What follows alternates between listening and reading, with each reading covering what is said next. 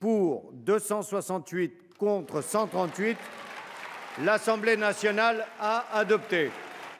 Une majorité des 2/3 pour un vote qui intervient après des semaines de controverses. La proposition de loi sur la prostitution a finalement été adoptée par les députés, aussitôt félicitée par la ministre. Je vous remercie d'avoir accepté de regarder la prostitution telle qu'elle est et pas telle qu'on la rêve.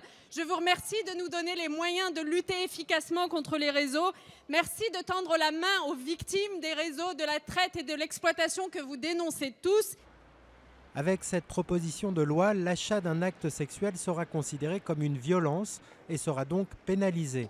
Tout client de prostituée s'exposera ainsi à une contravention de 1 500 €.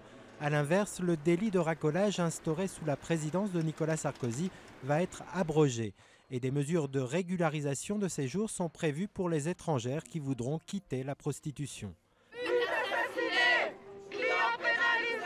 Mais on ne change pas si facilement le plus vieux métier du monde. Depuis son inscription à l'ordre du jour de l'Assemblée, la proposition de loi a suscité de vifs débats divisant les associations. Des déchirements qui se sont une nouvelle fois illustrés à la tribune de l'Assemblée, juste avant le vote du texte. Qui peut croire qu'on pourrait mener ce débat sans même entendre correctement les premiers concernés, à savoir ces travailleuses et ces travailleurs du sexe ?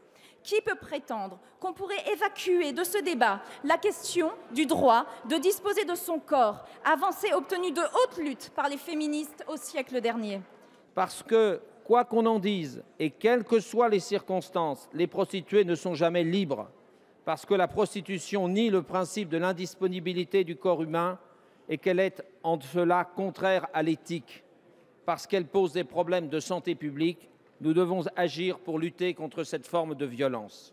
Mais avant de devenir loi de la République, le texte doit encore franchir l'étape du Sénat qui doit l'examiner d'ici fin juin.